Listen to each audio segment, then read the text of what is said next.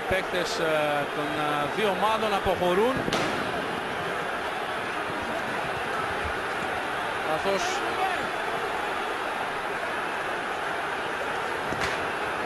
έχει μπει κόσμο στον αγωνιστικό χώρο.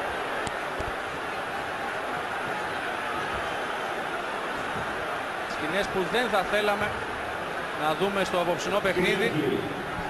Στηρίξτε την ομάδα μας μόνο όπως εσείς ξέρετε.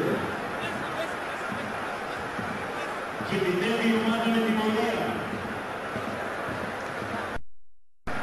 Λίγο πριν το τέλος του παιχνιδιού,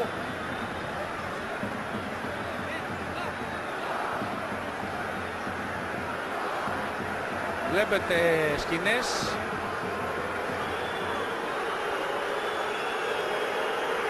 από το γήπεδο της Τούμπας.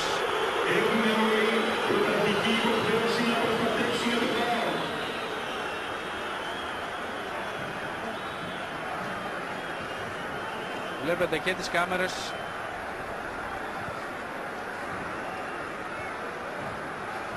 Η οργή από τον διαφαινόμενο αποκλεισμό δεν μπορεί να οδηγήσει σε αυτές τις σκηνές, σε αυτές τις εικόνες.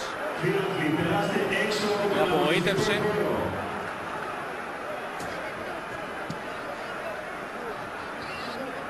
Στηρίξτε την ομάδα μας με την φωνή μας. Τέλος ενός παιχνιδιού,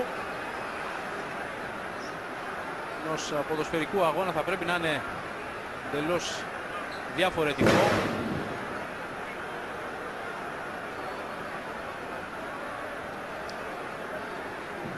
Διαιτητής έχει καταφύγει στα αποδυτήρια, όπως και οι παίκτες της ΑΕΚ και οι παίκτες του ΠΑΟΚ μένουν στον αγωνιστικό χώρο.